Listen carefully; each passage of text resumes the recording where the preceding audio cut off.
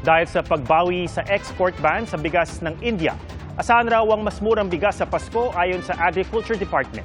Saksi si Bernadette Reyes.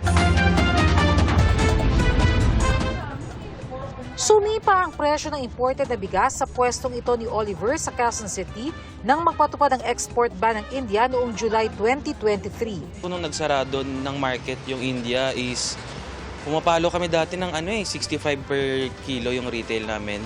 Affected din yung capital namin ng mga businessman. Pero binawi na ng India ang ban.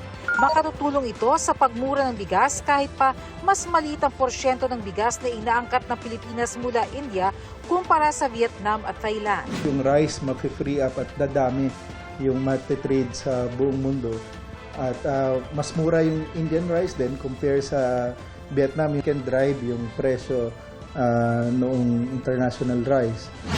Ayon sa Department of Agriculture, bukod sa pagdami ng supply sa international market, ngayong bukas na sa export ang India, makatutulong din para lalo pang bumaba ang presyo ng bigas sa bansa sa sandaling maramdaman ng epekto ng Executive Order No. 62 kung saan ibinaba sa 15% ang taripa sa imported na bigas. Dahan-dahan talaga. Kasi imagine mo, coming tayo from 55, naging 52, 50. Ngayon nakakita na tayo ng 42 hanggang 45. Malaki na yun. Very significant change na yun sa drop ng presyo ng bigas. But we're still expecting na kaya pang pababa.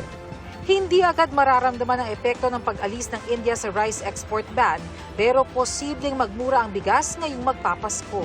Mga isang buwan pa po yan na mag-e-effect. Makakatipid po sila ngayong Christmas time, itong ngayong bare months. Babantayan din ang agri-products sa mga pantalan para walang matenga tulad na nangyari sa mga milyong kilo ng bigas kamakailan. Hindi talaga magkakaroon ng mga overstaying para maganda yung labas, pasok at labas ng mga container na may laman na agricultural commodities.